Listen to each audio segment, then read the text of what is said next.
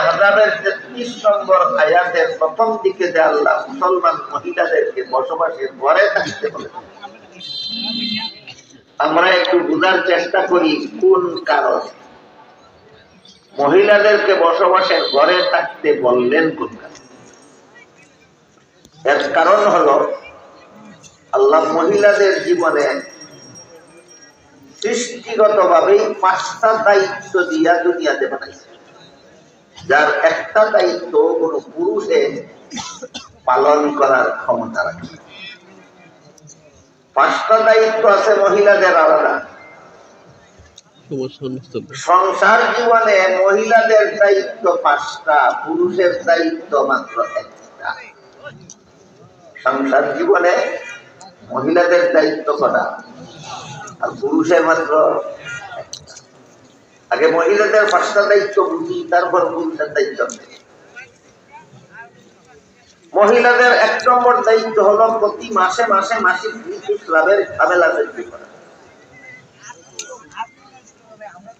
প্রতি মাসের প্রায় ১ সপ্তাহ সময় মহিলারা একটা রোগে আক্রান্ত থাকে। এই রোগের ঝামেলাটা দুনিয়ার কোন পুরুষকে আল্লাহ দিচ্ছেন না, একচেটিয়া ভাবে মহিলাকে দায়িত্ব রাখেন। ২ নম্বর, প্রতিটি সন্তানকে গর্ভে ধারণ করার দায়িত্ব আল্লাহ মহিলাদের। ৩ নম্বর, সন্তান প্রসবের কষ্ট সহ্য করার দায়িত্বটা আল্লাহ মহিলাদের। ৪ নম্বর, সন্তানকে স্তনের দুধ পান করাবার দায়িত্ব কার? মহিলা। ৫ নম্বর, সন্তান নিজে নিজে চলাফেরা করার যোগ্য হওয়ার আগ পর্যন্ত সন্তানকে খাওয়ানি, গোসল করানি, ঘুম পাড়ানি, পেশাব পায়খানা করানি, এই দায়িত্বগুলি কার? কটা হইল? মহিলার দায়িত্ব ৫টা, একটাও পুরুষে করতে পারে। আর পুরুষের দায়িত্ব মাত্র একটা, সেটা হলো উপার্জনে শ্রম খাটা। গৃহস্থী করতে হইলে পুরুষ করবে, ব্যবসা করতে হইলে পুরুষ করবে, চাকরি করতে হইলে পুরুষ করবে, রিক্সা চালাইতে হইলে পুরুষ চালাইবে, সড়কে মাটি কাটতে হইলে পুরুষ। এক কথায় উপার্জনে শ্রম খাটার দায়িত্বটা পুরুষের, আর বাকি ৫টা দায়িত্ব মহিলার। এবার বলেন, যে পুরুষে মহিলার ৫টা দায়িত্বের একটাও পালন করতে পারে, আর নিজের একটা মাত্র দায়িত্ব সেটাও মহিলা দিয়া করাইছে। মহিলার ৫টা দায়িত্বের একটাও পালন করতে পারে না, নিজের একটা মাত্র দায়িত্ব এটাও মহিলা দিয়া করাইছে। তাই আমাদের সমাজের কোন মুসলমান পুরুষ মহিলারে দিয়া চাকরি করাইতো? খালি চায়, করায় না। তুমি মহিলার ৫টা কামের একটাও করতে পারো না, তোমার একটা মাত্র কাম মহিলা দিয়া করাও। তুমি দুনিয়াতে এসব পুরার ঘাস কাটলা, এই সমস্ত পুরুষরা কি পুরার ঘাস কাটতে হয়েছে? তুই দুনিয়াতে এসব কেনা দিব ধর্ম দেখা। এদেরকে জিজ্ঞাসা করা দরকার, বেটা তুই দুনিয়াতে পুরার ঘাস কাটতে আইছো? তুই তো মহিলার ৫ কামের ১ কামও পারস না, তোর একটা মাত্র কাম যাও মহিলারে দিয়া করাস, তোর খান তো কেন আছে? এবার বলেন, মহিলার ৫ দায়িত্বের বেশি। মাসিক ঋতুস্রাব চলাকালে সারাদিন অফিসের চেয়ারে বসে থাকার সুবিধা না বসবাসের ঘরে থাকার? সন্তান গর্ভে নিয়ে খেতে খামারে কাজকর্ম করার সুবিধা না বসবাসের ঘর? সন্তান প্রসবের সময় সংসদ ভবন সুবিধা না বসবাসের ঘর সুবিধা? সন্তান স্তনের দুধ পান করাবার সময় গাড়ির ড্রাইভিং সিট সুবিধা না বসবাসের ঘর সুবিধা? সন্তানকে খাওয়ানি, গোসল করানি, ঘুম পাড়ানি, পেশাব পায়খানা করানির জন্য হাট বাজার, শহর বন্দর, রাস্তাঘাট সুবিধা না বসবাসের ঘর? বুঝে থাকলে এবার বলেন, সূরা আহজাবের ৩৩ নম্বর আয়াতে আল্লাহ বলেছেন মুসলমান মহিলা বড় থাকবে, অযৌক্তিক ভাবে আল্লাহ বলেছেন ঘরে থাকো, চূড়ান্ত যুক্তিসম্মত, চূড়ান্ত যুক্তিসম্মত হল মুসলমান মহিলা ঘর। এই গেল আয়াতের প্রথম অংশের। তারপরে দ্বিতীয় অংশে বলেন ওয়ালা তাবাররাজনা তাবাররুজাল জাহিলিয়াতি উলা। আয়াতের তাফসীরে যা লেখা আছে তার মর্ম তিন দরকারে মুসলমানের মহিলা বাড়ি ঘরের বাইরে যেতে পারে। কত দরকারে? তিন দরকারে মুসলমান মহিলা, আগে তো কইছেন ঘর থাকো, এরপরে বলতেছেন তিন দরকারে বাইরে যেতে। এক নম্বর দরকার হইল ব্যক্তিগত দরকার। যে মহিলা কোন রোগে আক্রান্ত হইল, ঘরে থাকলে চিকিৎসার সুযোগ নাই, যেখানে গেলে চিকিৎসা হবে সেখানে যেতে হবে, তার ব্যক্তিগত দরকার। কোন মহিলা যদি সম্পত্তি বেচা কিনা করে, ঘরে বসে রেজিস্ট্রি হয় না, যেখানে গেলে রেজিস্ট্রি হয় সেখানে যেতে হবে, এটা তার ব্যক্তিগত দরকার। কোন মহিলা যদি নিজের মাকে, বাবাকে, আপন ভাইকে, আপন চাচাকে দেখতে চায়, যেখানে গেলে দেখতে পারে সেখানে যেতে পারে, ঘর থেকে এটা তার ব্যক্তিগত দরকার। কথা বুঝেন কিনা? তাহলে তিন দরকারে মুসলমান মহিলা বাইরে যাইতে পারে। এক নম্বরটা হলো ব্যক্তিগত দরকার। দুই নম্বর দরকার হইল ধর্মীয় দরকার। যেমন কোন মহিলার উপর যদি হজ ফরজ হয়, বসবাসের ঘরে বসে হজ হবে, তাহলে যেখানে গেলে হজ হবে সেখানে যেতে পারে, এটা তার ধর্মীয় দরকার। কোন মহিলা যদি বসবাসের ঘরে বসে জরুরি ইলমে দ্বীন শিখার সুযোগ না পায়, যেখানে গেলে ইলমে দ্বীন শিখার সুযোগ পায় সেখানে যেতে পারে, এটা তার ধর্মীয় দরকার। এই কথাটা বুঝলে আপনারা পরিষ্কার ভাবে বুঝতে পারবেন মহিলারা বাড়ির থেকে বাইরিয়া মহিলা মাদ্রাসায় যে রেগুলার আসা যাওয়া করে, এটা কোন দরকারের আওতায় করে, যেটা ধর্মীয় দরকার। ব্যক্তিগত দরকারে আল্লাহ মহিলাদেরকে বাড়ির বাইরে যাওয়ার অনুমতি দিয়েছেন, ধর্মীয় দরকারে আল্লাহ মহিলাদেরকে বাড়ির বাইরে যাওয়ার অনুমতি দিয়েছেন। তিন নম্বরটা হলো আর্থিক সংকট। যে মহিলাকে লালন পালন করার উপযোগী পুরুষ নাই, লালিত পালিত হওয়ার মতো সম্পদ নাই। আপনাদের বিচারে কয় এই মহিলা না খাইয়া মরতো, না খাওয়ার জন্য চেষ্টা করতো, তখন চেষ্টা কেমনে করবে? বাড়ি থেকে বেরিয়ে যাই, বাড়ি থেকে কাজ করলে এক মুষ্টি ভাত পাইব, একটা কাপড় পাইব, 100 টাকা পাইব, তার বাড়ি থেকে বেরিয়ে ওই বাড়ি যেতে পারি, তার আর্থিক সংকটের কারণে। এবার বলেন কত কারণে মুসলমান মহিলা বাড়ি বেড়ে যেতে পারে? তিন কারণে। তিন নম্বর কথা আল্লাহ এই আয়াতের শুরুতে বলেছেন, তিন কারণে যখন কোন মুসলমান মহিলা বাড়ির বাইরে যাবে, অসভ্য বর্বর নারীদের মতো বেপরদা হয়ে যাবে। ব্যক্তিগত দরকারে বাড়ির বাইরে যাও, ভদ্র মহিলার মতো পর্দা করে যাও। ধর্মীয় দরকারে বাড়ির বাইরে যাও, ভদ্র মহিলার মতো পর্দা করে যাও। আর্থিক সংকটে পরে বাড়ির বাইরে যাও, ভদ্র মহিলার মতো পর্দা করে যাও। কাজেই এখানে আল্লাহ যে মহিলার যে কোনো দরকার ঘর থেকে বেপর্দা হয়ে রাস্তায় বের হয়, এই সমস্ত মহিলাদেরকে আল্লাহ সূরা আহজাবের 33 নম্বর আয়াতে বলেছেন অসভ্য বর্বর। যে সমস্ত মহিলা ঘর থেকে বেপর্দা হইয়া বাইরে, সূরা আহজাবের 33 নম্বর আয়াতে আল্লাহ কি বলেছেন? কি বলেছেন? অসভ্য বর্বর। এলে আপনাদের সমাজে সভ্য মহিলা কথা না অসভ্য কথা? সভ্য মহিলা 99 জন আর অসভ্য একদম, উল্টাটা বুঝবো কে? বুঝাই দেখে মানবে কে? পালন করবে? প্রশ্ন হলো ব্যাপারটা হইয়া যে সব মহিলা ঘর থেকে বাইর হয়, এদেরকে আমরা অসভ্য বর্বর বললেন কে? কারণটা আয়াতের ব্যাখ্যায় মুফাসসিরিনে কেরাম লিখেছেন তার কারণ হল যতক্ষণ পর্যন্ত কোন মহিলা বেপরদা হইয়া ঘর থেকে বের হয় না ততক্ষণ পর্যন্ত রাস্তার কোন পখাতে গেলে ইফতিজিংয়ের সুযোগও পায় না, দর্শনের সুযোগও পায় না। ইফতিজিং বুঝেন তো? মহিলাদেরকে পথে ঘাটে অসভ্য ছেলেরা অসভ্য কথা পায়, এই অসভ্য কথার নাম ইফতিজিং। মহিলাদেরকে পথে ঘাটে সভ্য ছেলেরা অসভ্য কথা পায়, অসভ্য ছেলেরা পথে ঘাটে মহিলাদেরকে অসভ্য ছেলেরা অসভ্য কথা বলে, এই কথাগুলির নাম ইফতিজিং। এবার বলেন অসভ্য কথা বলার সুযোগ কোন সময় পায়? যখন মহিলাকে ইয়া করে অসভ্য কথা বলার সুযোগ আগে পাইল না বেপরদা হইয়ার সুযোগ আগে দিল?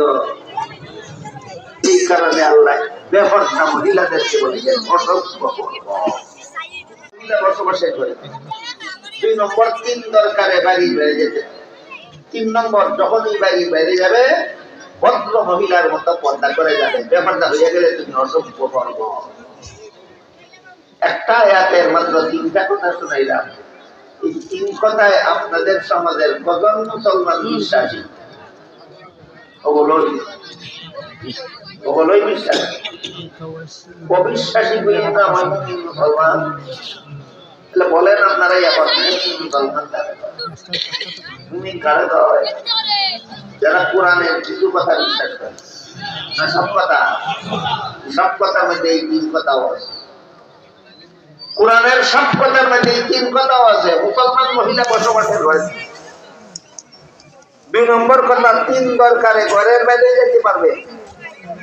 3 নম্বর কথা বেপরদা হইয়া মুসলমান মহিলা বাড়ি বাইরে যাইতে পারে, গেলেই অসভ্য কর্ম। যদি আপনি বিশ্বাস করেন তাহলে আপনি মুসলমান এবং বিশ্বাস হয় না, আপনার মুমিন মুসলমান বলে দাবি করার অধিকার না। কোন মুমিন মুসলমান বলে দাবি করার অধিকার। তাই আল্লাহ বলেন মান আমিলা সালিহাম মিন যাকারিন আও উনসা ওয়া হুয়া মুমিন। কোন মানুষ যদি মুমিন হয় আর আমল ভালো, প্রথম গুণ আমল না প্রথম গুণ মুমিন? কেমনে হয়? মানুষ মুমিন কেমনে হয়? কোরআনের কিছু কথা বিশ্বাস করে ভুলে যাবেন না। একটা মানুষ মুমিন হয় কোরআনের সব কথা বিশ্বাস। একটা কথাও যদি বিশ্বাস করার বাকি থাকে সে মুমিন থাকে না, বেঈমান হয়ে যায়।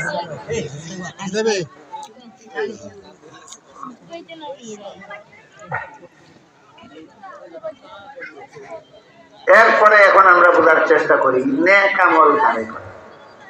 মুমিন কারে কয় বুঝলাম তো? কারে কয়? যারা কোরআনের কিছু কথা বিশ্বাস করে। ভুলে যাবেন না। এবার আমরা বোঝার চেষ্টা করি নেক আমল কারে কয়। আল্লাহ তার কোরআনে এবং রাসূল তার হাদিসে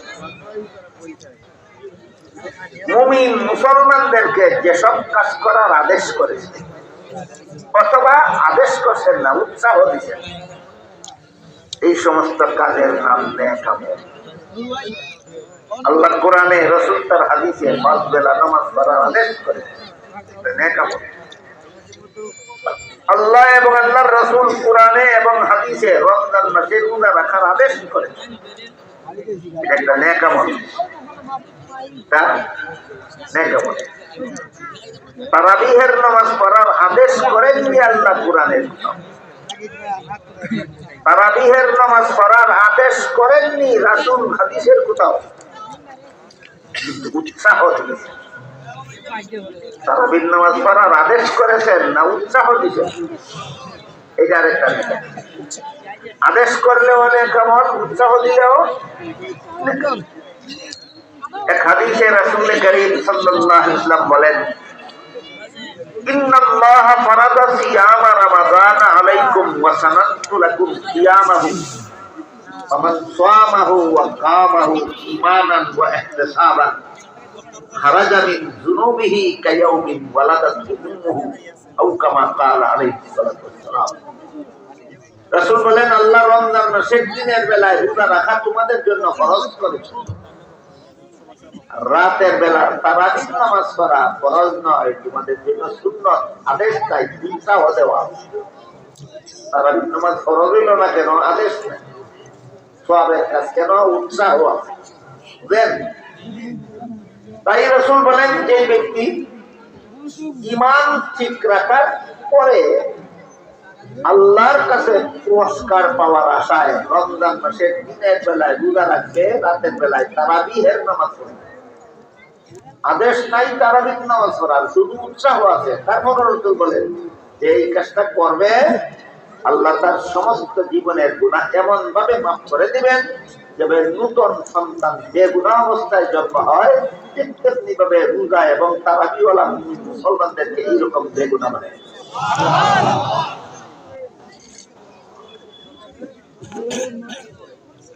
তাহলে তারাবি রমজান মাসে রোজা রাখাও একটা নেক আমল, রাতে তারাবির নামাজ পড়াও একটা। রোজা রাখা নেক আমল, আল্লাহর হুকুমে প্রমাণিত।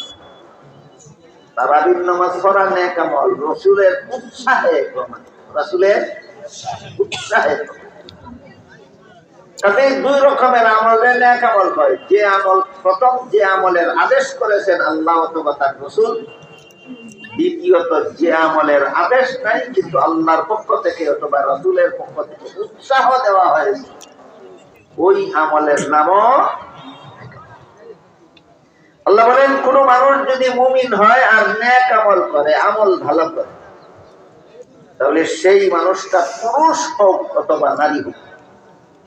কেন? কোন মানুষ বললে তো পুরুষ নারী বোঝা যায়, আবার আলাদা ভাবে পুরুষ নারী বললে।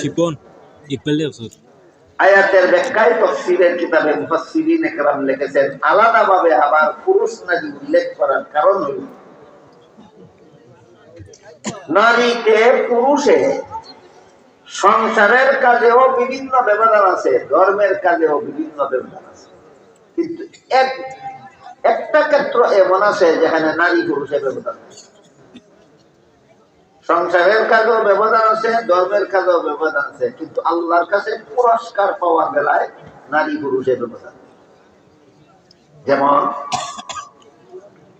আল্লাহর রাসূল বলেন, যে মহিলা স্বামীর ঘর করে সে জিহাদের সওয়াব পায়,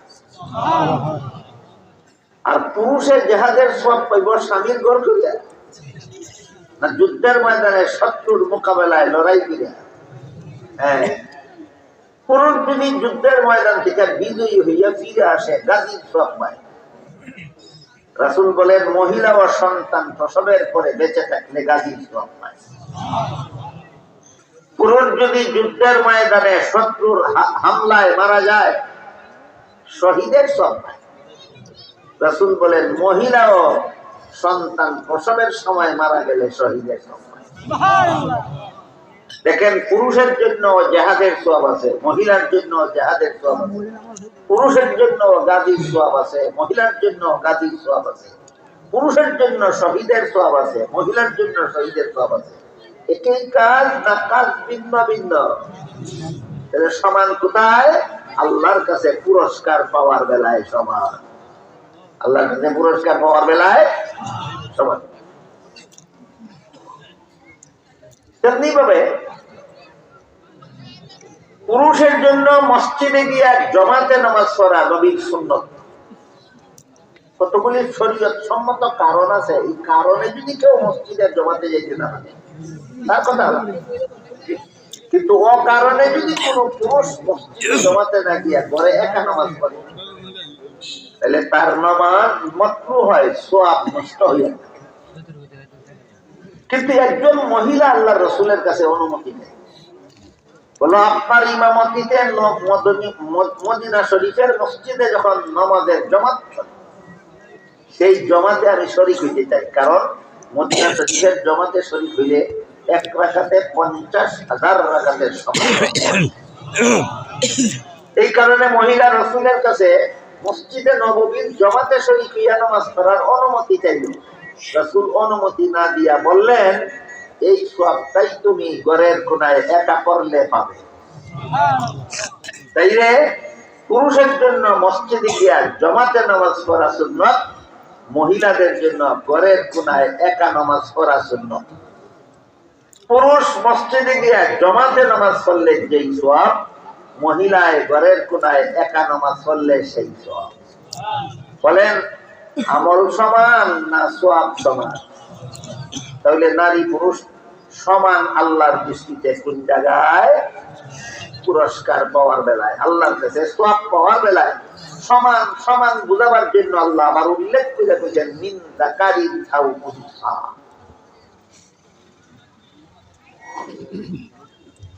আমাদের বর্তমান সমাজে অনেক রকমের ইসলামের নামে অনেকগুলি অনানুষ্ঠানিক কার্যকলাপ বিভিন্ন কুচক্রীরা সমাজে চালু করে দিয়েছে। এর মধ্যে একটা হইল মহিলাদেরকে জমাতে নামাজ পড়ার জন্য ঘর থেকে বাইর করে দেয়। বিশেষ করে রমজান মাস আসলে দেখা যায় একবারই মহিলা তারাবি করার জন্য আরেকবারই যায়। ঘটনা কি? ওইখানে হাবিজ সাহেব জমাত করায়, জমাত শরীর কাহিনী এরকম। হাদিস শরীফে রাসূল করিম সাল্লাল্লাহু আলাইহি ওয়াসাল্লাম বলেন, খায়রু মাসাজিদিন নিসায়ে কারুবিহি। নারীদের শ্রেষ্ঠ মসজিদ তাদের ঘরের কোণা। নারীদের শ্রেষ্ঠ মসজিদ ঘরের কোণা। আরো পরিষ্কার ভাবে রাসূল বলেছেন, পুরুষ মসজিদের জমাতে নামাজ পড়লে যে সব, মহিলা ঘরের কোণায় একা পড়লে বুঝে থাকলে বলেন, জমাত শরীক হওয়ার নামে যে সমস্ত মহিলারা ঘর থেকে বাইর, এরা কি নবীর সুন্নাত পালন করার জন্য না নবীর সুন্নাত লঙ্ঘন করার জন্য? নবীর সুন্নাত লঙ্ঘন করার জন্য ঘর থেকে বাইর। খেয়ালি গুলাও খায়। কি খেয়ালি গুলাও? মনে করে যে সমস্ত মহিলারা ঘরে একা একা নামাজ পড়ে এরা সব কম পাইব, আমি শুধু তারাবির নামাজটা জমাতে বললে সব। খেয়ালি গুলাও, খেয়ালি গুলাও। যেখানে আল্লাহর রাসূল বলেছেন পুরুষ মসজিদের জমাতে নামাজ পড়লে যেই সব, মহিলা ঘরের কোনায় একা পড়লে সেই সব। তুমি রাসূল থেকে বেশি বুঝো কেন? তুমি এত বড় বুলদারের ঘরের বুলদার কেন? রাসূল তোমার থেকে কম বুঝছিলেন? তুমি রাসূল থেকে বেশি বুঝো, এত বড় বুলদার কেন? কাজেই আমাদের বুঝতে হবে আল্লাহর দরবারে নারী পুরুষ সমান কোন জায়গায়? সংসারের কাজে না ধর্মের কাজে না পুরস্কার পাওয়ার বেলা? এই কথাটা বুঝাবার জন্য আল্লাহ বলেন, মিন যাকারিন আও উনসা। এবার আরেকটা কথা আমি আপনাদেরকে বুঝাতে চাই, সেটা হলো, বলেন মসজিদে গিয়ে জমাতে শরীক হওয়া বেশি কঠিন না ঘরের কোনায় একা নামাজ পড়া লওয়া বেশি কঠিন? মসজিদে গিয়ে জমাতে শরীক হতে গেলে আযানের অপেক্ষায় থাকতে হয়, একামতের অপেক্ষায় থাকতে হয়, শীতের দিনে ঘর থেকে বেরিয়ে মসজিদ পর্যন্ত যেতে হয়। ঘরে একা নামাজ পড়লে কিছুই করতে হয় না, যখন ইচ্ছা উজু করে ঘরের কোনো দিল। এবার বলেন ঘরের কোনায় একা নামাজ পড়া বেশি কঠিন না মসজিদের জমাতে শরীক হওয়া বেশি কঠিন? কঠিনটা পুরুষকে দিলেন, সহজটা মহিলারে দিলেন কেন? আবার সব দিলেন সমান করে, এটা কঠিনটা। কঠিন দায়িত্বটা দিলেন আল্লাহ পুরুষকে, যে মসজিদের জমাতে গিয়ে তোমরা শরীক হও। মহিলারে দিলেন সহজ করে, তুমি ঘরের কোনায় একা নামাজ পড়া লও। আবার কঠিন দায়িত্ব পালন করে পুরুষের যেই সওয়াব, সহজ দায়িত্ব পালন করে মহিলার সেই সওয়াব। আল্লাহ এটা কোন বিচার করলেন? অনেক পণ্ডিতের মাথায় ধরে না কোন বিচার, যুক্তি খুঁজে, খালি যুক্তি খুঁজে। ইসলামের যে কোনো বিধানের কথা বললেই একদল পণ্ডিতের আবির্ভাব বিশেষজ্ঞ যুক্তি, কোন যুক্তিতে? এই জন্য হাকিমুল উম্মত হযরত আল্লামা আশরাফ আলী থানভী রাহমাতুল্লাহি আলাইহি আল মাসালিহুল আকলিয়া নামক কিতাবে লিখেছেন, ইসলামে এমন কোন বিধান নাই যার মধ্যে চূড়ান্ত কোন যুক্তি নাই, বরং ইসলামের সবগুলি বিধান চূড়ান্ত যুক্তিসম্মত। কিন্তু ইসলামের সকল বিধানের যুক্তি বুঝার যোগ্যতা সকল পণ্ডিতের মাথায় নাই। মানবিক কথা বুঝে থাকতে বলেন ইসলামী কোন বিধানের যুক্তি নাই, না সকল যুক্তি বুঝার যোগ্যতা সকলের মাথায় নাই। মহিলাদেরকে ঘরের কোনায় একা নামাজ পড়লে মসজিদে যায় জমাতে নামাজ পড়ার সমান সব দিলেন আল্লাহ, কোন যুক্তি নেই না? যুক্তি আছে? আপনারা চাইলে আমি যুক্তিটা বলতে ধরেন আপনার 6 মাসের একটা শিশু সন্তান আছে, আপনি তো পুরুষ, আপনি 6 মাসের শিশু সন্তানের বাবা, আপনার জন্য তো মসজিদে জমাতে নামাজ পড়ার দায়িত্ব আছে। বাচ্চাটা নিয়ে যাইবে না রেখে দেবেন, আগে ঠিক করেন। 6 মাসের শিশু বাচ্চা কুলে কুলে নিয়ে মসজিদে জমাতে শরীর দিবেন না বাচ্চা ঘরে রেখে যাবেন, আগে ঠিক করেন। কেন বাচ্চা কুলে লইয়া গেলে কি দিব? 6 মাসের বাচ্চা কুলে লইয়া গিয়ে ইংলিশ কুদ্দেশের রাজা ছিল, সমস্ত পৃথিবীর রাজা, জান্নাতে বসবাস করার বিধান করেছে। বসবাস করতো জান্নাতে। এই বলল আল্লাহ তোমার হুকুমটা যুক্তিসম্মত নয়, সাথে সাথে ৮০,০০০ বছরের ইবাদত ধ্বংস, সমস্ত পৃথিবীর রাজত্ব তার কাছ থেকে ছিনাইয়া নেওয়া হয়েছে। তুই চিরকালের জন্য আল্লাহর রহমত থেকে বঞ্চিত। ইংলিশে এক যুক্তি দিয়া 4 পুরস্কার দিয়েছে। কত পুরস্কার? 1 নম্বর ৮০,০০০ বছরের ইবাদত ধ্বংস, 2 নম্বর সারা পৃথিবীর রাজত্ব হাতছাড়া, 3 নম্বর জান্নাত থেকে বহিষ্কার, 4 নম্বর চিরকালের জন্য অভিশাপ। এই ইংলিশের কাহিনী আল্লাহ কোরআনের শুরুতেও মধ্যেও শেষেও বারবার বারবার বারবার বলেন। কেন? সমস্ত যুক্তিবাদীদেরকে ওয়ার্নিং দেওয়ার জন্য। এই যুক্তিবাদী দল বড় যুক্তিবাদীর মতো যাত্রা দিচ্ছে। কথা বুঝে আসছে?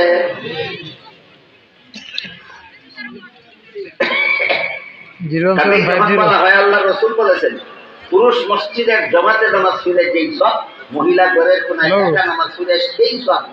ইংলিশের অনুসারী যুক্তি কি? 8121 8121 এক যুক্তিবাদী ঘটনা লাগছেন।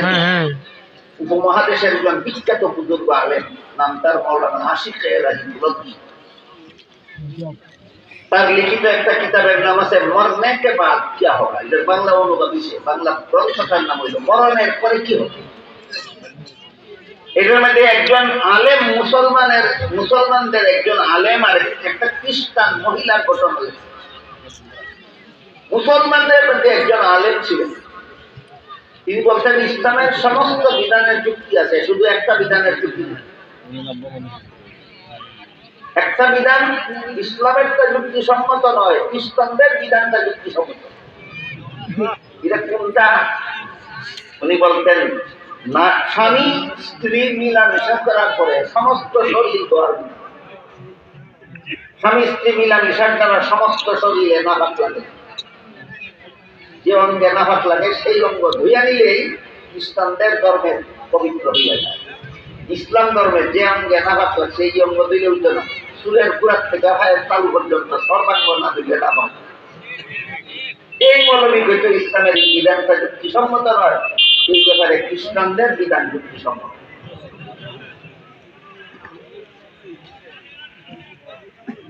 এই আলেম মারা যাওয়ার পরে তারে গোসল দেওয়া হইল, জানাজা করা হইল, কবরে দাফন করা হইল। দাফনের পরে জানা গেল কোন একটা জরুরি জিনিস এই আলেমের কবরের ভিতরে ভুলবশত হইয়া গেছে। ওই জিনিসটা উঠাইবার জন্য আলেমের কবর আবার খোদা, কিছুক্ষণ আগে দাফন করা হচ্ছে, কিছুক্ষণ পরে কবরটা খোদা হচ্ছে। দেখা গেল এখানে আলিমের লাশ নাই, একটা জানাশোনা একটা খ্রিস্টান মেয়ের লাশ। ওই খ্রিস্টান মেয়ের বাড়িতে গিয়ে মুসলমান পরিবারের লোকেরা বলল আমরা আলিমের কবর বেঁধে তোমরা মেয়ের লাশ পেয়েছি, তাহলে তোমরা মেয়ের কবর কি আছে তখন দরকার। এরা ওরা দিয়েছে দুনো পরিবার মিলিয়া মেয়ের কবর খুঁজতে দেখে, ওই মেয়ের কবর ওই আলিমের লাশ। তখন তারা জিজ্ঞাসা করলো এই মেয়ের পরিবারের দিকটা, তোমরা মেয়ের আমল কেমন ছিল? এরা বলে আমরা মেয়ের তেমন কোনো উল্লেখযোগ্য আমল ছিল আমরা জানি না, আমরা শুধু একটা কথা জানি, আমরা মেয়েটা বলতো মাঝে মধ্যে বলতো ইসলামের বিধানগুলি যুক্তিসম্মত। এই ঘটনা লিখে তিনি কিতাবে লেখেন এই এই বিশ্বাসের কারণে খ্রিস্টান মহিলাটা আল্লাহর কাছে মুসলমান গণ্য হয়ে গেছে। আর এই মুসলমানটা ফরজ গোসলের কোন যুক্তি নাই বলার কারণে, খ্রিস্টানদের ধর্মে ফরজ গোসলের কোন যুক্তি নাই, এই মৌলবীর যুক্তি নাই বলার কারণে মৌলবী আল্লাহর কাছে খ্রিস্টান গণ্য হয়ে গেছে। এই জন্য আল্লাহ ব্যবস্থায় মরণের পরে মৌলবীর লাশ খ্রিস্টান মেয়ের কবরে আর খ্রিস্টান মেয়ের লাশ মৌলবীর কবরে পড়বে। খুব যুক্তিবাদিতা করো দিয়ে বললে পারে যুক্তি কাকে কমায়।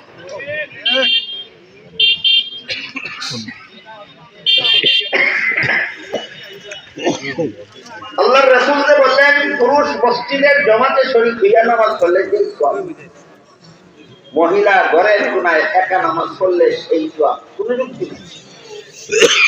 কি যুক্তি? একমাত্র মহিলার কারণে তোমরা মসজিদে গিয়ে জমাতে নামাজ পড়ো।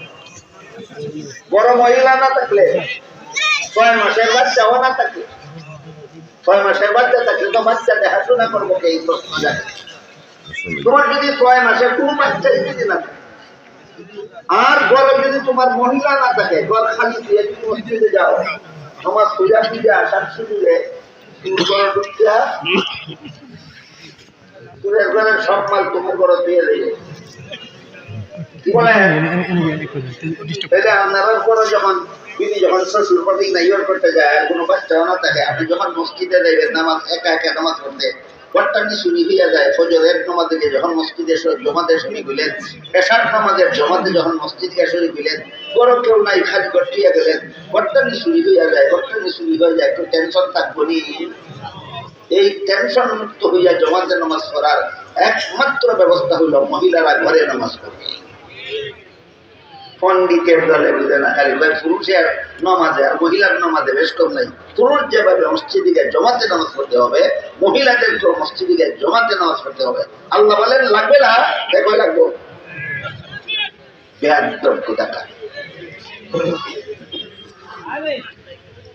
এবার বললেন মিন যাকারিন আও উনসা, কেন বললেন আল্লাহ? মান আমিলা সালিহাম মিন যাকারিন আও উনসা ওয়া হুয়া মুমিন। কোন মানুষ যদি মুমিন হয় আর আমল ভালো করে, তাহলে সে পুরুষ হোক অথবা নারী হোক, আমি আল্লাহ তাকে সমান পুরস্কার দান করব। এরপরে বলেন পুরস্কার কি কি? 1 নম্বর পুরস্কার হইল আমি আল্লাহ তাকে পবিত্র জীবন দান করব। 1 নম্বর পুরস্কার কি? পবিত্র জীবন। মুফাসসিরিনে কেরাম আয়াতের ব্যাখ্যায় লিখেছেন পবিত্র জীবনের ব্যাখ্যা দুইটা, একটা দুনিয়াতে পবিত্র জীবন, আখিরাতে পবিত্র জীবন। দুনিয়ার পবিত্র জীবনের ব্যাখ্যা হইল কোরআনের সব কথা বিশ্বাস করার পরে যদি আমল খারাপ আমল ছেড়ে দিয়ে নেক আমল করে, কোরআনের সব কথা বিশ্বাস করার পর যদি বদ আমল ছেড়ে দিয়ে নেক আমলের অভ্যাস বানায়, জীবনটাকে নেক আমলওয়ালা বানায়, তখন আল্লাহ তার অন্তরের মধ্যে একটা নিয়ামত দান করে। কোথায় নিয়ামত দান করে? অন্তরে। কি নিয়ামত? এই লোকটা যত বড় অভাবগ্রস্ত হোক, যত বড় বিপদগ্রস্ত হোক, যত বড় রোগাক্রান্ত হোক, আল্লাহ তার অন্তরে কোনো সময় অন্তরটাকে কোনো সময় ঘাবড়াইতে দেয় না, অন্তরটাকে সান্ত্বনা দিয়া ভরপুর করে দেয়। অনেক গরিব আছে, এর কোনো চিন্তা নাই, অনেক ধনী আছে, চিন্তায় সারা রাত আসেনি। অনেক সুস্থ আছে, তার টেনশনের শেষ নাই। অনেক রুগী আছে, রুগী হওয়া সত্ত্বেও টেনশন ছাড়া সারা রাত। এটা আল্লাহর দেওয়া নিয়ামত মানুষের অন্তরে, এটার নাম হইল সান্ত্বনা, ইত্মিনান। এই যে সমস্ত মানুষ কোরআনের সব কথা বিশ্বাস করে এবং বদ আমল ছেড়ে দিয়ে নেক আমল করে, আল্লাহ এই সমস্ত মানুষের অন্তরে একটা নিয়ামত দান করেন। নিয়ামতটার নাম সান্ত্বনা। সান্ত্বনা কি? অভাবও হলেও তার অন্তরটা ঘাবড়াইবে না, বিপদ হলেও তার অন্তরটা ঘাবড়াইবে না, রোগাক্রান্ত হইলেও তার অন্তরটা ঘাবড়াইবে না। আল্লাহ একটা সান্ত্বনা দিয়ে তার মনটাকে শান্ত করে রাখে। এটা হলো দুনিয়ার পবিত্র জীবন। মনেরই সান্ত্বনা, লেকচার বক্তৃতা দিয়া বুঝাবার ব্যাপার নয়, বুঝানির ব্যাপার না, বুঝনের ব্যাপার। মনের এই সান্ত্বনা বুঝানির ব্যাপার না, বুঝনের ব্যাপার। এই কথাটাও আবার আরেকটা উদাহরণ দিয়ে বুঝে গেছে। একজন আলেম হাকিমুল উম্মত হযরত আল্লামা আশরাফ আলী থানভী রাহমাতুল্লাহি আলাইহিকে প্রশ্ন করেছিলেন যে হুজুর, তরিকতের ভাষায় একটা কথা আছে, কুরবত ইলাল্লাহ, এর অর্থ হলো আল্লাহর নৈকট্য লাভ। আল্লাহর নৈকট্য লাভ, আল্লাহর নৈকট্য লাভ আমার হইল না হইল না, আমি বুঝবো তো? থানভী বলেন এটা বুঝানির ব্যাপার না, বুঝনের ব্যাপার। উদাহরণ দিয়েছেন বড় চমৎকার। এটা হইল 5 বছরের একটা নাবালক ছেলেকে আপনি 5 ঘন্টা লেকচার দিয়া বুঝান সাবালক কারে কয়, কি পরিমাণ বুঝবো? এর বয়স কত? 5 বছর। 5 বছর। সাবালক বুঝানির লাগি লেকচার দিলেন 5 ঘন্টা, পুরার ডিম বুঝতো না। যেদিন সাবালক হইব নিজে নিজেই বুঝবো, দেখুন আপনারা, যেদিন সাবালক হইব নিজে নিজেই বুঝবো। ঠিক তেমনি ভাবে আল্লাহর নৈকট্য কারে কয়, লেকচার দিয়া বুঝানি যায় না, যেদিন হাসি লইব তোমার নিজে নিজেই বুঝবা। ঠিক তেমনি ভাবে ইমানদার নেককারের অন্তর আল্লাহ যেটা নিয়ামত দান করে, সান্ত্বনা, যে লেকচার দিয়া বুঝানি যায় না, 2 কাজ করে দেখো নিজে নিজেই বুঝবা। এই হইল দুনিয়াতে পবিত্র জীবনের ব্যাখ্যা। পবিত্র জীবনের আগে ব্যক্তি হইল আখিরাতে পবিত্র জীবন, এবং সেই পবিত্র জীবনের নাম হইল জান্নাতি জীবন। আখিরাতে পবিত্র জীবনের অর্থ হইল জান্নাতি জীবন। আয়াতের সারমর্ম দাঁড়াইল, কোন মানুষ যদি মুমিন হয় আর নেক আমল করে, পুরুষ হোক অথবা নারী হোক, আমি আল্লাহ তাকে পবিত্র জীবন দান করব। দুনিয়াতে মনকে কোনো অবস্থায় ঘাবড়াতে দেব না, মনে সান্ত্বনা দিয়ে রাখবো, আর আখিরাতে তাদেরকে পবিত্র জীবন দান করব। আরেকটা পুরস্কার হইল, আমি এদেরকে আমলের চেয়ে বেশি পুরস্কার দেব। আমল কত কি পরিমাণ আর পুরস্কার কি পরিমাণ, যে আল্লাহ রাসূল একটা হাদিসে বড় চমৎকার করে বলেছে। 2টা হাদিস আছে এরকম, 2টা দিয়ে আপনারা একটু নাই। আল্লাহর এক হাদিসে আল্লাহ রাসূল বলেন, হাসরের মাঠে এক ব্যক্তি দেখবে তার আমল নামায় উহুদ পাহাড়ের সমান একটা সওয়াব লেখা। এই লোকে আল্লাহরে কইব, অত বড় সওয়াবের কোনো কাম তো আমি দুনিয়াতে করছি না, আমার আমল নামা কত বড় তত্ত্বে লেখা হইল। আল্লাহ জিজ্ঞাসা করবেন, স্মরণ করে দেখো, একটা খেজুরের দানা আল্লাহ রাস্তায় দান করছো দুনিয়াতে? কইব আল্লাহ এইটা করছি, একটা খেজুরের দানা দান করছি। আপনারা এলাকাতে একটা খেজুরের দানা কটা পাহাড়ের সমান? একটা আঙ্গুলের মাথার সমান। আঙ্গুলের মাথার সমান খেজুরের দানা আল্লাহ রাস্তায় দান করছিল। আল্লাহ বলবেন, তোমার ঈদের সওয়াব আমি বাড়াইতে বাড়াইতে বাড়াইতে উহুদ পাহাড়ের সমান হবে। আমল কত বড় আর পুরস্কার কত বড়! ওয়ালানাজিয়ান্নাহুম আজরাহুম বিআহসানি মা কানু ইয়ামালুন। আরেকটা বিবরণ হইল, হাসরের মাঠে যে ইমানদারের সওয়াব গুনাহ জমি বংশী করে সব গুনাহ জমি করে পাল্লা দিয়া, এই পাল্লাটা এত বিশাল পাল্লা হইব যে 7 আসমান 7 জমিন, এবং তার মধ্যে যা কিছু আছে সবগুলি উঠাইয়া দিল পাল্লা। বর্তমান হাসরের মাঠে হযরত দাউদ আলাইহিস সালাম এই পাল্লা দেখে বেহুশ হয়ে গেলেন। হুশ হওয়ার পরে আল্লাহ জিজ্ঞাসা করবেন, দাউদ আপনি বেহুশ হইলেন কেন? তিনি বলবেন, যত বড় পাল্লা বানায় দিছ, কোনো বেটার সওয়াব দিয়ে এটা বর্তও পারতো না, ব্যস্ত যাইতেও পারতো না, এই চিন্তায় বেহুশ। আল্লাহ বললেন, তোমার চিন্তা করার লাগতো না।